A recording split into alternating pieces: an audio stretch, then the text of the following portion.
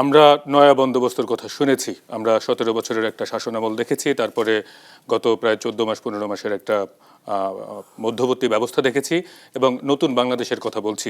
নতুন বাংলাদেশ আসলে কোন দিকে যাচ্ছে? কারণ একদিকে আবারও সেই ব্যক্তিকেন্দ্রিক ক্ষমতা কাঠামো তৈরি হচ্ছে কিনা, অন্য একটি বিকল্প সেটি হচ্ছে যে আমরা তীব্র ডানপন্থার দিকে ঝুঁকে পড়ছি কিনা। এই বিষয়ে আপনার বিশ্লেষণ শুনতে চাই, কারণ নয়া যে বন্দোবস্তের কথা বলা হচ্ছে সেই বন্দোবস্ত আসলে বাংলাদেশকে কোন পথে নিয়ে যেতে পারে। দেখুন, এটি নিয়ে বিতর্ক করার যথেষ্ট সুযোগ আছে। নয়া বন্দোবস্ত যারা বলেছে তাদের সবাই পুরাতনদের চেয়েও জঘন্য রাজনীতি করেছে। যারাই নতুন বন্দোবস্তের রাজনীতির কথা বলেছে তারা সবাই পুরাতনদের চেয়েও জঘন্য রাজনীতি করেছে। আমি নাম ধরে বলি নাহিদ ইসলাম, এনসিপির আহ্বায়ক। তিনি বলছেন আমরা পুরাতন খেলার অংশীদার হতে আসিনি, আমরা খেলার নিয়ম বদলে দিতে এসেছি। তো ওনারা পরে নির্বাচনের জন্য জোট করলেন স্বাধীনতা বিরোধী রাজাকার জামায়াত ইসলাম একটার মধ্যে ডান চরম প্রতিক্রিয়াশীল একটা গোষ্ঠীর সাথে।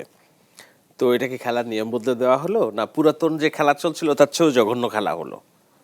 নতুন বন্দোবস্তের রাজনীতির কথা আমরা শুনেছি নাসিরউদ্দিন পাটোয়ারির কাছ থেকে। কি সেই বন্দোবস্ত? আমরা মুরব্বীদের সম্মান করব, শালীনতা বজায় রাখব, কাউকে অশালীন ভাষায় আক্রমণ করব না, পায়ে পাড়া দিয়ে রাজনীতি করব না, ঝগড়া করব না। এর সব কিছুই তো সে দেখিয়েছে। কিন্তু আমি বলছি নতুন বন্দোবস্তের রাজনীতি কি চেয়েছিলাম আমরা? সংস্কার বলতে কি বলতে চেয়েছি? পেশি শক্তি, কালো টাকা মুক্ত নির্বাচন।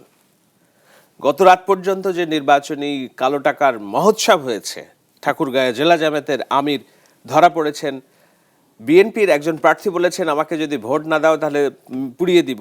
বিএনপি আধা ঘন্টা সময় নেয়নি তাকে দল থেকে বহিষ্কার করতে। মুক্তিযোদ্ধা, 4 বারের সংসদ সদস্য, আধা ঘন্টা সময় নেয়নি তাকে দল থেকে বহিষ্কার করতে। ওরা জামাত ইসলামের আমির ধরা পড়লো 84 লক্ষ টাকা নিয়ে।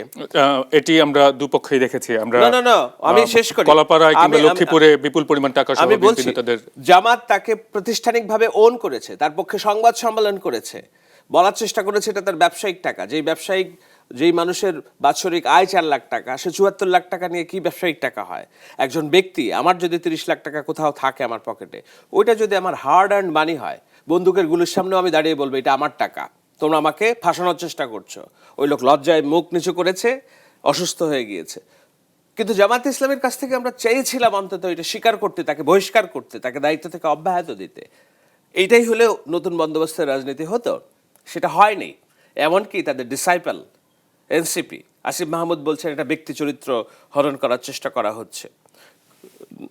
মাহমুদা মিতুর মতো নেত্রী হুঙ্কার দিচ্ছেন যে টাকা দিয়ে ভোট কিনছে দাঁড়িপাল্লা।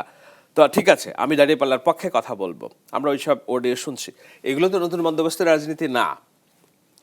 নতুন বন্দোবস্তের রাজনীতি আমরা চেয়েছিলাম 5 তারিখের পরে যেন হোক। যাদের কাছে সবচেয়ে বেশি প্রত্যাশাটা ছিল তারা হতাশ করেছে।